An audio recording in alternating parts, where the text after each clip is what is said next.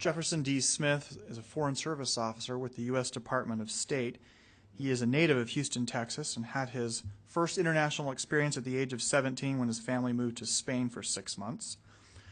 He is a graduate of the Kennedy Center with a Bachelor of Arts in International Studies in December of 1999. He and his wife Stacy and their 2 children, Noah and Caleb, took their first move to Arlington, Virginia when he joined the Foreign Service. He's actually here on a very important mission. His wife Stacy just delivered their 3rd child, a son named Elijah, and we're just pleased that they were able to coordinate the delivery of that child so that he'd be able to come and speak just perfectly for today. I think that's a true international achievement. His first assignment outside of Washington was in Kingston, Jamaica, where he served as a vice consul in the consular section of the embassy. And in 2003, he was posted to Dar es Salaam, Tanzania, as an economic and commercial officer. In 2004, he was tenured as a Foreign Service officer and in the management cone, which is the elite professional Foreign Service track. Jefferson also speaks German and Swahili. Please join with me in welcoming Jefferson Smith.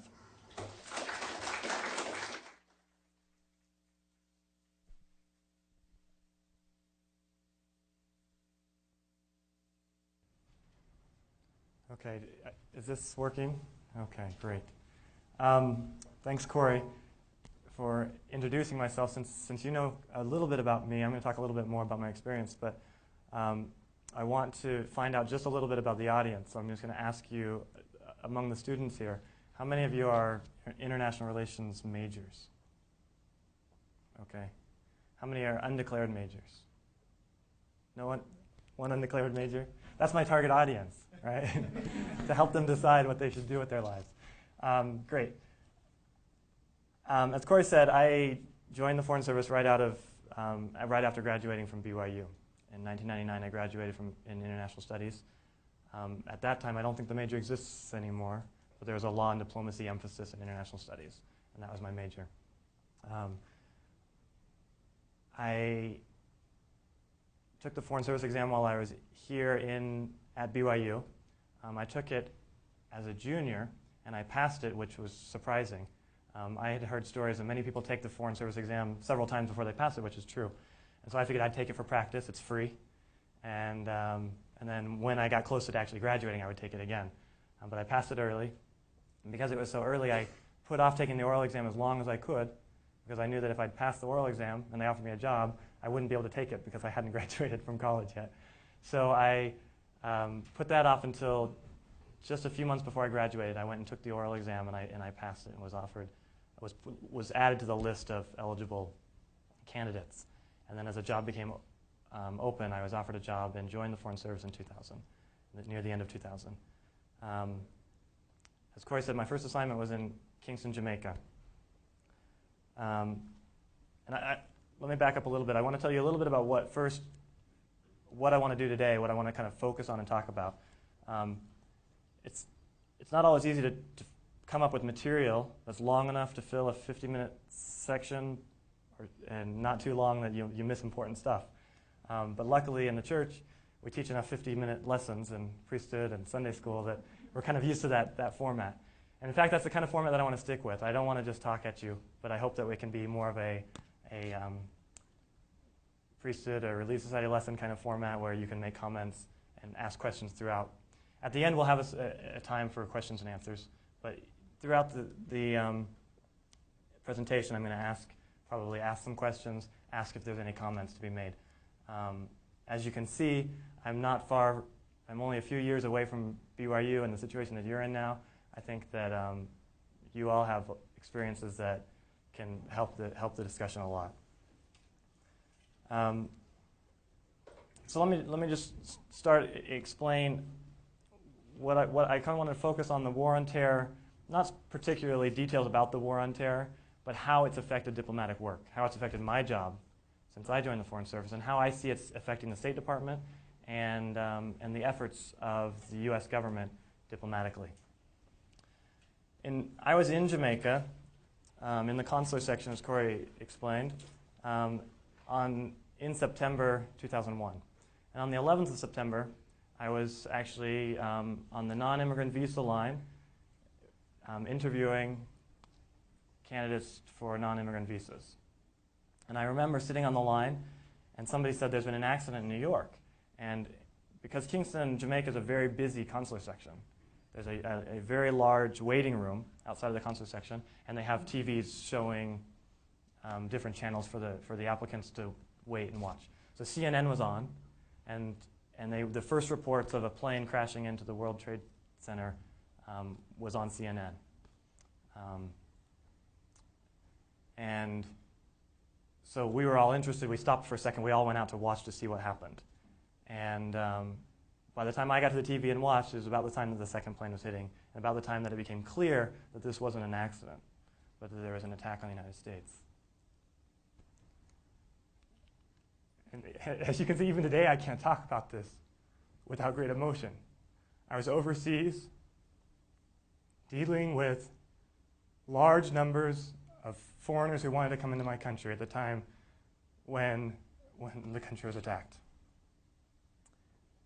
The first days after September 11th, there was a lot of sympathy. All the diplomats came to the embassy in Kingston to give their condolences, sign a book of condolence.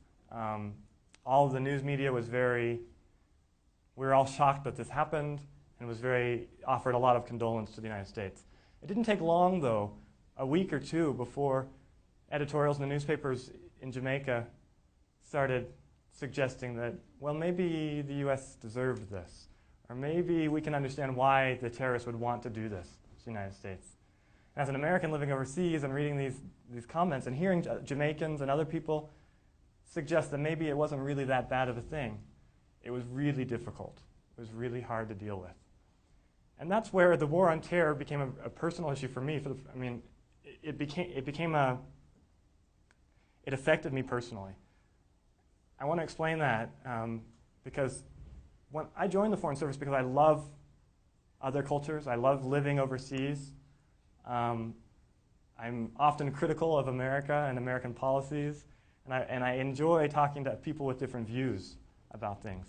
But after September 11th, it became harder for me to do that, because suddenly there was, and I can't explain why this happened, but there was an us versus them mentality that arose almost immediately. Like I said, weeks after, I was beginning to feel like I'm an American and they just can't understand. The people who aren't Americans who live overseas. And that scared me, because I joined the Foreign Service because I didn't feel like it was us and them, but that we were all people and human beings that could understand each other and get along better. I think that's happened to not just personally to me, but on a large scale to the way diplomats and the way Americans and non-Americans think about each other. And that's why I wanted to share that experience with you, so you understand that I think this is one of the influences on the rest of the things that I'm going to talk about how diplomacy has been affected by the war on terror. So my second assignment was in Tanzania. I was assigned as an economic and commercial officer. This is a great thing about the Foreign Service, is it doesn't really matter what you get hired to do. You end up doing just about everything else. And so I joined the management cone. I was supposed to do administrative and management work. Did consulate for 2 years, and now I'm doing economic and commercial work. I took Econ 110 here at BYU, and that was the only econ course I took. That's not true. I did have to take one international economics course, which is good, but hardly prepared me for the job that I'm doing now. But it's been really interesting and great. The other great thing about a small embassy like in Dar es Salaam is that not only throughout your career do you do a little bit of everything, but when you're in a small embassy, during that tour you do a little bit of everything. We have a joint political and economic section, whereas in London, for example, you have a political section with several officers that only do political work. You have an economic section with several officers that only do economic work. In our section, we have 3 officers for the whole political economic section together. And I'm the only one that does economic work, but we all kind of share and rotate. If somebody's out, I have to do their work. Likewise, I'm backup consular officer. There's only one consular officer, and I'm the only other one that's qualified to do consular work. And so if she's out, I do consular work in Tanzania. And we work very closely with public diplomacy and the other cones. And I'm going to talk more about those specialties in a minute. But the great thing about that is that I've gotten a little taste of everything while in Tanzania. Tanzania is a country one of the poorest countries in the world. The per capita income is about $280. Tanzania is often thrown in with sub-Saharan Africa, but is unique in many ways.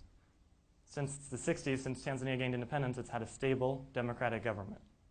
That democratic government has evolved and has turned into a multi-party system, which is getting more and more democratic as we speak, but it hasn't experienced the kind of wars and instability that so many other African countries have faced. However, Tanzania has experienced terrorism. August 7th, 1998, members of an al-Qaeda cell working in East Africa bombed the embassy in Dar es Salaam and Nairobi, on the same morning, really minutes apart. The bomb blast in Nairobi killed hundreds of people, I think 250 plus people. The bomb blast in Dar es Salaam was less dramatic, but there were people killed. I think about a dozen people were killed and many injured. And I still work in the embassy with many Foreign Service nationals, Tanzanians who work for the embassy, who lived through that bombing and sustained injuries. I think this was a shock to the Tanzanians that terrorism could exist in their peaceful country, a country that really had been renowned for peace and cooperation.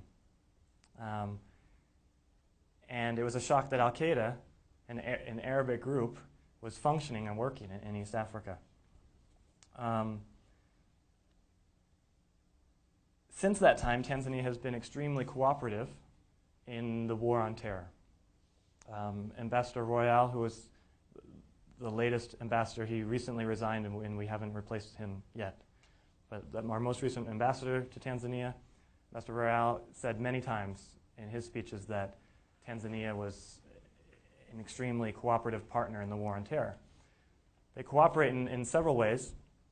They have cooperated in investigations relating to the 1998 bombings, and several people have been arrested. The alleged mastermind was recently arrested 2 or 3 months ago in Pakistan, in part due to the cooperation the Tanzanian government gave U.S. investigators in investigating that bombing. They've also been cooperating in the counter-finance of terror, the effort that the United States government and many other governments are making to make sure that money laundering is controlled, that the methods that terrorists use to finance terror are stopped.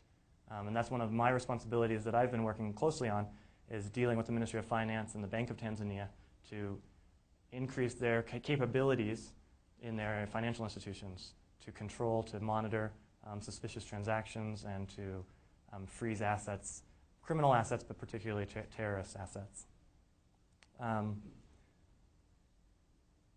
So let me take a break here and just ask you if you have any questions about Tanzania, particularly about terrorism in Tanzania, or about the kind of the setting where about Tanzania in general. Is there any questions about it? All right. Yes. When you say you help the banks better their processes and stuff like that, does that include helping them design better money that can't be duplicated or things like that, or what actually do you do to help the bank systems improve themselves? Okay. The largest thing in Tanzania, and each country may be a little different, there are international organizations like the Financial Action Task Force, FATF, which is a mostly Western-based, Europe and the U.S. and other developed nations.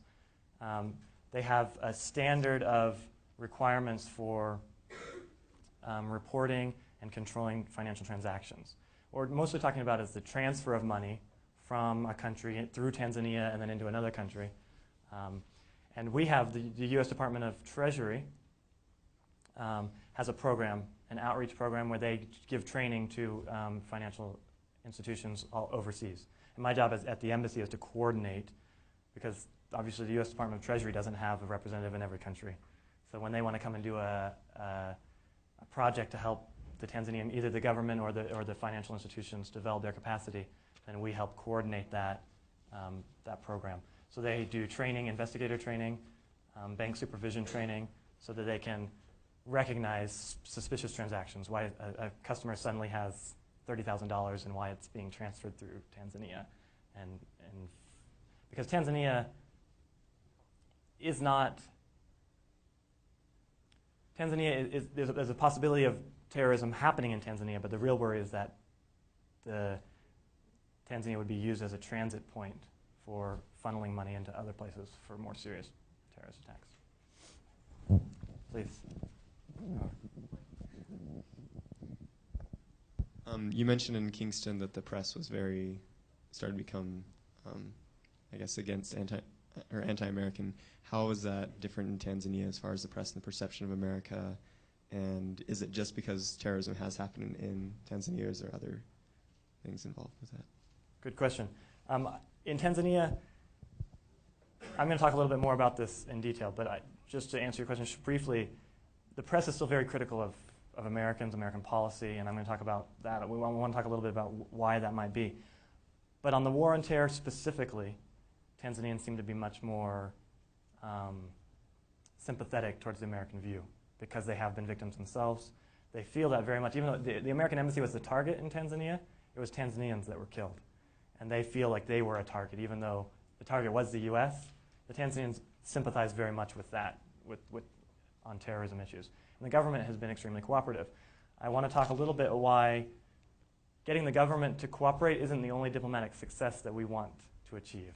And that's let me kind of move on to that. Before I do, I want to talk about the five, what we call in the State Department, the 5 cones of the Foreign Service. Many of you probably already know this. I'm going to kind of summarize them quickly and talk about how I think in each area of diplomacy the war on terror has had an effect. And then we'll talk specifically about public perceptions at the end. The 5 cones are consular, political, economic, and management or administration, and public diplomacy. And as I kind of already said, in small embassies, all of those specialties are more interconnected because you all just kind of help each other out.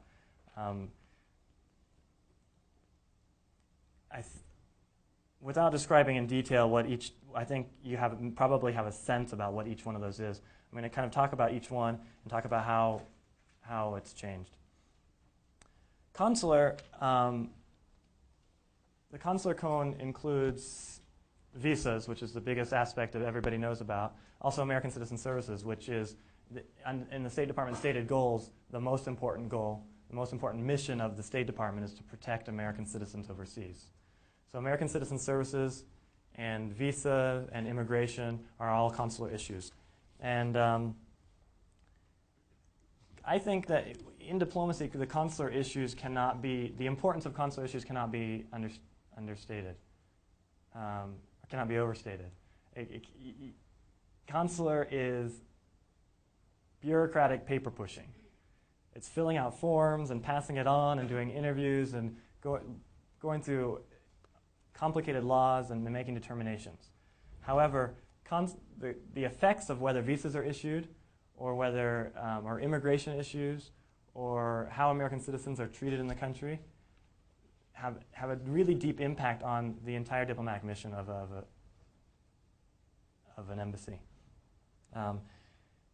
When I was in July, was kind of the summer in an embassy is usually the kind of the rotation period. People are leaving, maybe their replacement hasn't come yet, and other people want to take their summer vacation because their kids are out of school, and so sometimes we're quite understaffed in the summertime. In July, I found myself the only officer in the political and economic section, so I was acting head of that section, and also the acting head of the consular section because the consul had left. So I was running these 2 sections, and our charge d'affaires, which is the deputy who's replaced the ambassador while the ambassador's out, was also gone. And so there was another officer taking that place, but relying heavily on me to assist on things. I spent most of my time dealing with the foreign ministry in Tanzania on visa issues. The foreign ministry would call and say, so-and-so came to the embassy and wanted a visa and didn't get it, and we're very concerned, and what can you do about it? High level, like what would be equal to an assistant secretary of state in the United States, the Tanzanian equivalent was calling me asking about a visa case.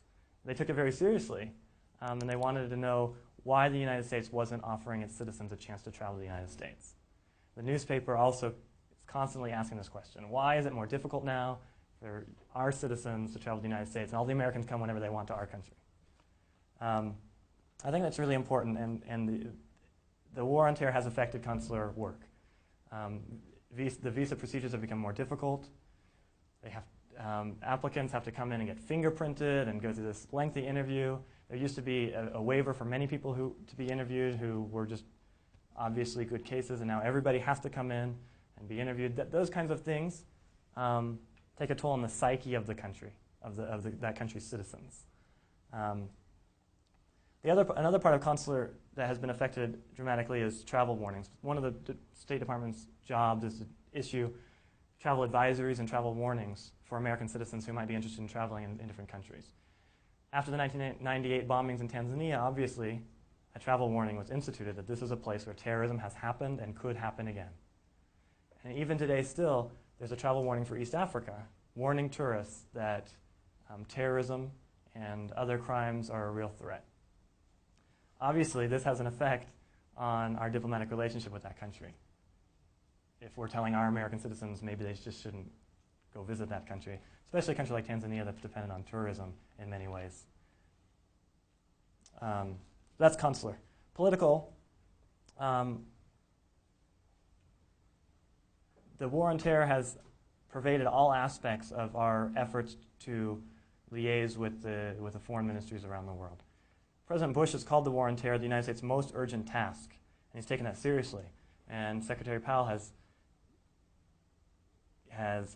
passed that on, that it's our most urgent diplomatic task, is to create, there's a couple of things, coalition building, to build a coalition in the lead up to the attack, to our military action in Afghanistan. There's an incredible diplomatic effort to create a coalition of nations. And every embassy was busy talking to their country about how they should support us in Afghanistan, either with troops or just politically support us or financially support us. Likewise, in the build-up to the war in Iraq, that was the top priority. When those things become the top priority, the other priorities by nature have to be put aside. And so other important political issues are sometimes put aside. I think we see that happening in places like Pakistan. Let me preface this. I'm not representing the State Department in this lecture. But you look at Pakistan, and Pakistan is an important partner in the war on terror. Whereas before September 11th, they weren't a partner at all. They were an important target for our efforts in human rights and other important political issues that we wanted to, democracy building and those kinds of things. But now Pakistan is a partner. The war on terror has changed our priorities, and so some other political priorities, I think, have had to be put behind. I'm not saying that whether that's good or bad. That's just, I think, a reality. Also, there's been an increase. I don't know if it's an increased importance, but there has been a lot of emphasis on getting other countries to sign on to important conventions and to cooperate in international organizations, because we see that the war on terror requires an international support. And so we spend a lot of time in Tanzania trying to get them to sign on to all of the many UN conventions that affect terrorism or money laundering or even human rights that touch on aspects that would help us control the war on terror. And then the political work is that there is foreign aid that's available that doesn't go through USAID. The Agency for International Development is the U.S. government's main aid agency. But there's money that becomes available through other programs. And since September 11th and the war on terror, a lot of money has become available through the State Department for funding things related to the war on terror. And the U.S. Department of Treasury project that I talked about, money laundering, that comes from State Department money. And we got up to $2 million to spend just in Tanzania on that kind of project, and money that we wouldn't have had before. So that also changes the focus. I hope that's kind of clear. I'm not talking about USAID in any of this because that's kind of a separate agency, even though that is part of the Foreign Service. It's an important part of our diplomatic mission. But there's also other monies that have become available that Congress has made available because of the War on Terror. Specifically, besides the money laundering thing that I mentioned, there's police training, other kind of law enforcement and military training that's become available.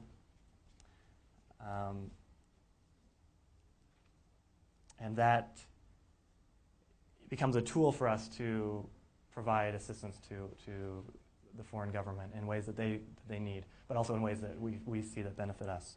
And that's money that might have been spent in other ways if it weren't for the War on Terror. Let me move on to the economic cone. I think, this is my perception as an economic officer, that before September 11th, trade diplomacy and economic diplomacy was becoming increasingly important. The Cold War had fizzled out. There was kind of nothing in the 90s and the Clinton administration.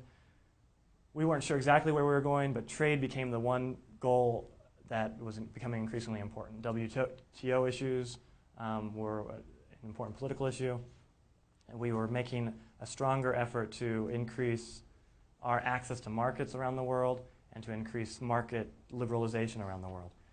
I think since the War on Terror, that focus has lessened. There certainly has become less funding for projects that help promote a country's economic development, but more than development, developing a liberalized market system. Also, there are less Americans who are traveling abroad. In part, as I mentioned, the travel warnings, Americans really do look up www.state.gov and look up the travel section and see what the State Department says about a country. And they read that the State Department says it's not a good place to go, they don't go there. They don't go there as tourists, and they don't go there as business people. So there are less Americans traveling and interested in doing business overseas. My view of that might also be skewed in part by the economic slowdown that we've experienced since I've been in the Foreign Service, which would also mean that less Americans are reaching out. They're just they're not growing, they're not expanding their businesses.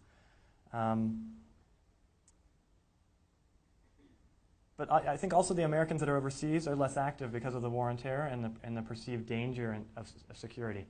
We have in Tanzania an American business persons group. It's kind of a precursor to an American Chamber of Commerce. There aren't enough Americans in Tanzania who would live there and do business there to create an American Chamber of Commerce. But they've formed a group. They've limited their membership to American citizens, and they don't announce their meetings except over the phone to each other so that nobody knows where they're going to be meeting for security reasons, so that they don't feel like somebody else could know and plan some kind of attack. I live in Tanzania, and I personally think that's a little overkill, but the Americans feel that there is a security risk. How effective can American business persons group be if they're excluding everyone except Americans and they're not making the kind of connections? The American Chamber of Commerce is all about making connections with the local business, the local government, the local economy, and they're not doing that because, in part, they're worried about security. And then the last, I'm leaving out management, which is actually my cone of specialty. Management is an important aspect of diplomacy, and it's one that I'm proud and excited to work in. But it doesn't fit in this discussion as well because while there are many ways in the War on Terror affects management issues, I think it's too in the weeds and too technical and not very interesting. So I'm leaving that out. But the cone, or the area of diplomacy that I think is the most, right now for us is most important as Americans in diplomacy, and that has been most influenced by the War on Terror, is public diplomacy. It's been most influenced by the War on Terror probably because it's just before September 11th, it was in a transition anyway.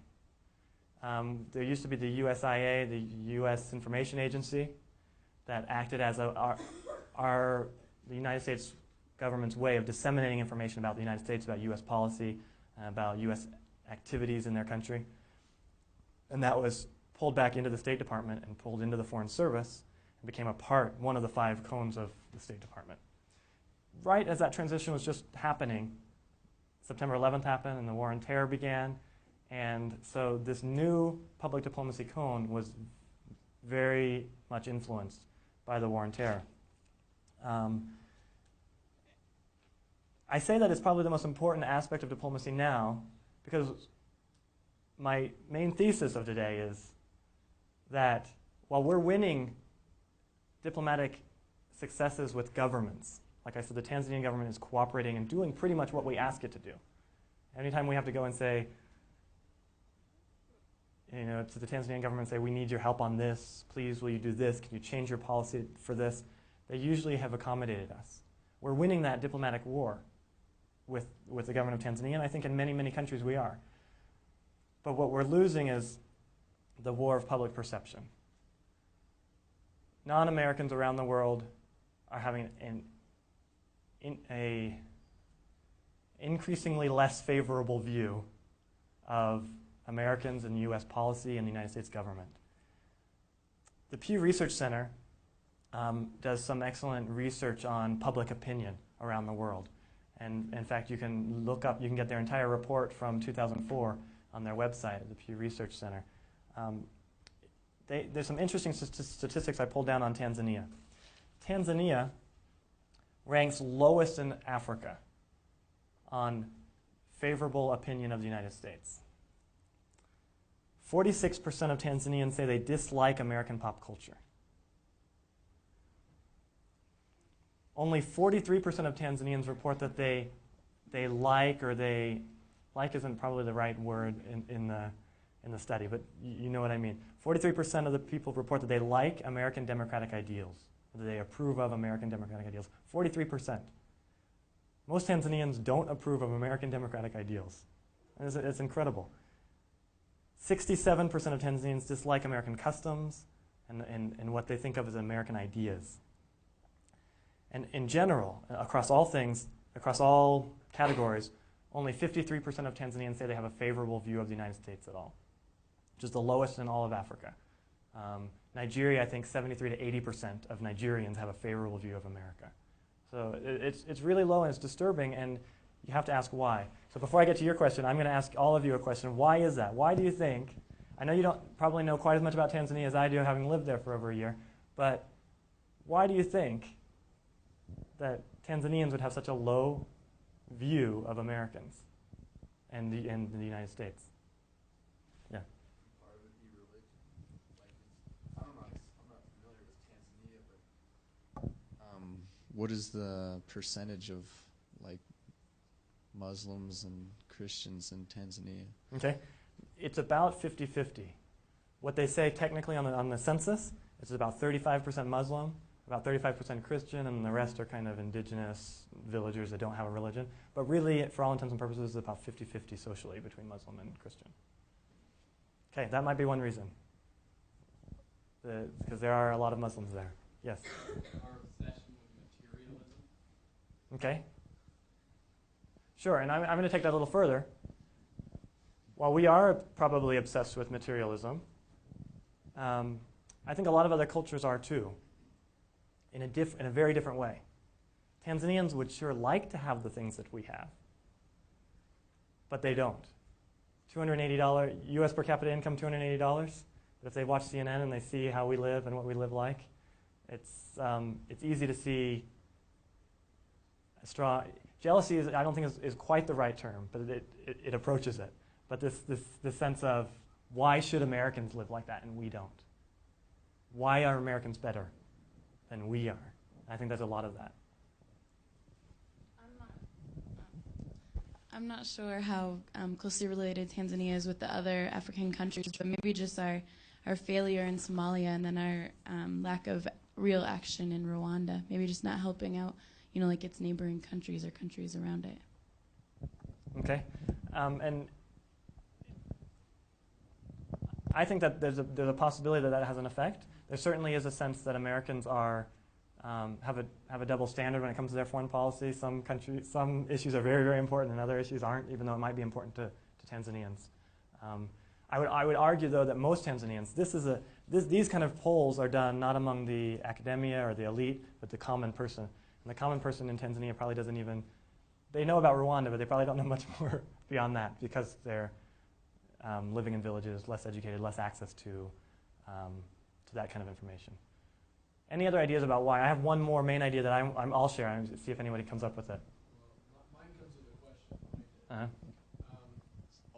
question. A lot of people have asserted that it's the responsibility of the presidency and the current administration to create that perception. And the incumbent now, has taken a lot of heat for lack of diplomacy, and then Kerry asserts that he's going to change that. And my question is, do you believe that it's changeable, and if so, do you think that Kerry can do that? Is he the is if it were just based on that assertion, do we take that as credible? So now you're just testing me to see if I'm really a diplomat. I won't tell you whether I think Kerry can do a better job than President Bush, but I will tell you that you're absolutely right. It's the president's role is increasingly visible, increasingly important in creating a public perception. And so how the president presents his policies and his ideas and the way that the explanations he gives for his policies will have a great impact on whether countries feel like they can be included in that policy or not, whether they have sympathy to that policy or not. It's up to all of you to decide which of the candidates will do that better. I was curious, was the U.S. involved in overthrowing a previous popular government in Tanzania or one in the neighboring countries, or has it been involved in supporting a very unpopular government? It has not been at all. That would be a very good reason. In many countries, that is the reason why the public isn't excited about the United States, because of their involvement, the U.S. involvement in their own political scheme. Tanzania, that just hasn't been the case, really. There's neither a perceived interference by the United States or a perceived lack of interference. Some countries feel like the United States should come in and help them out, but Tanzania doesn't, in a political sense, Tanzania doesn't sense that. Because we're running out of time, let me tell you one of the main reasons that the Pew Research Center cites for low favorability. Using their language, they say familiarity increases favorability. Familiarity with the United States increases favorability toward the United States. There are very few Tanzanians who have ever been to the United States. There are very few Tanzanians who have ever met an American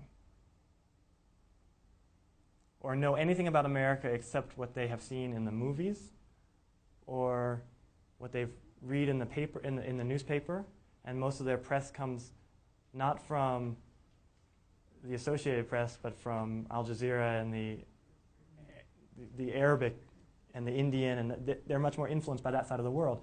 So their press lines, their headlines are coming from a different place. They don't have a connection with America. America is an extremely low trading partner with Tanzania. Tanzania trades more with Europe and the UK, a lot more with India, Iran, the Middle East, Dubai, and the United Arab Emirates. Their association with Americans is extremely low. And it's around the world, the Pew Research Center claims, and I think I absolutely agree, that familiarity increases favorability. So the other reasons that we talked about are all valid and they're all important. But I think that one of the most important things that we can do as diplomats in a place like Tanzania is to increase that familiarity with the United States. How do we do that?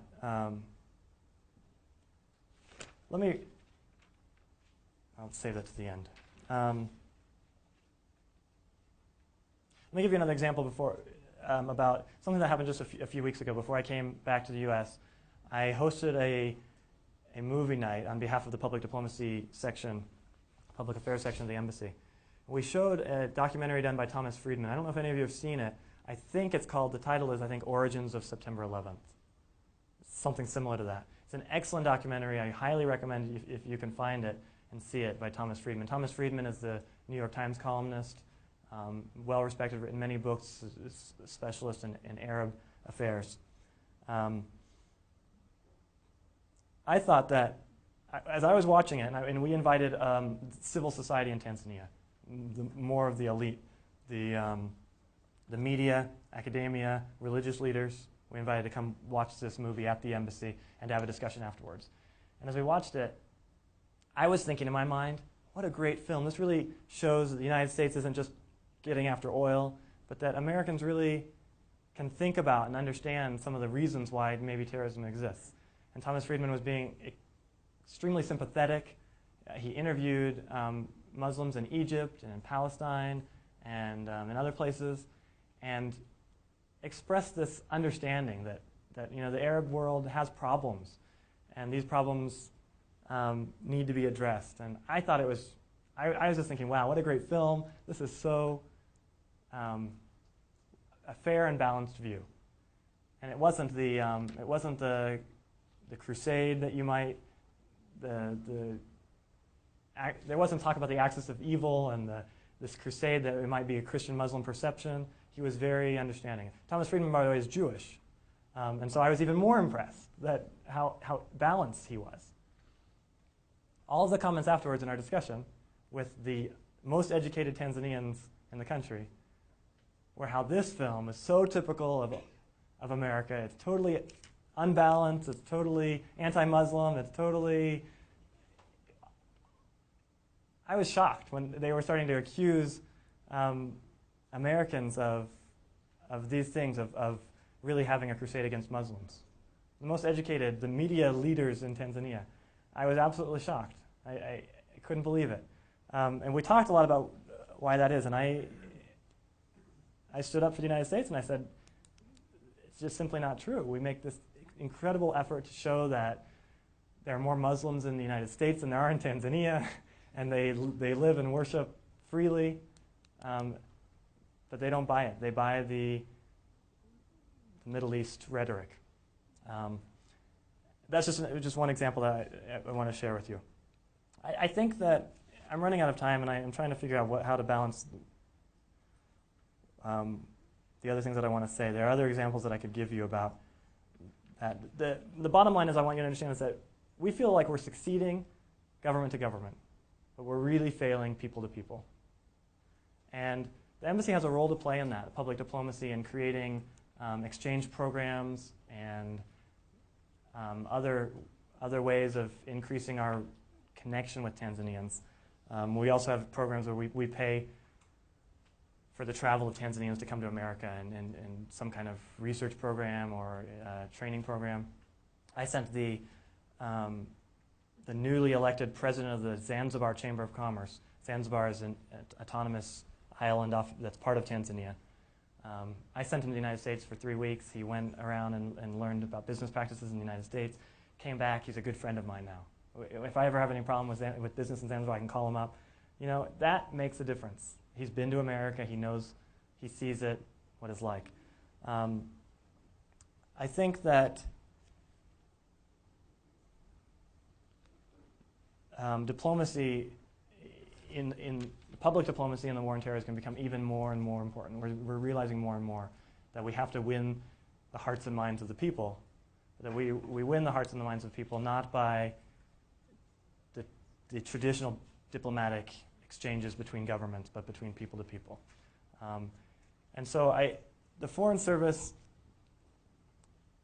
in this Department of State is a wonderful career. It's one that I've loved and enjoyed, and one that I'll continue to enjoy.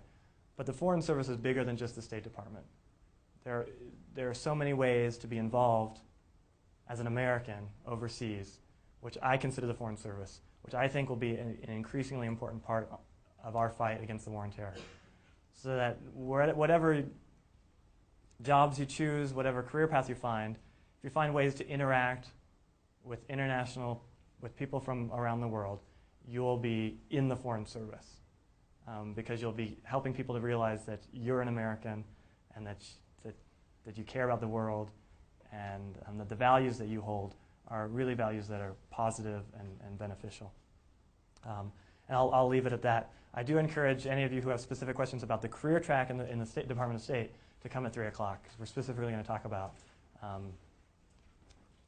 the details, salaries, how you get in, family life, some of the benefits, some of the challenges to life as a diplomat in the Foreign Service. Thank you.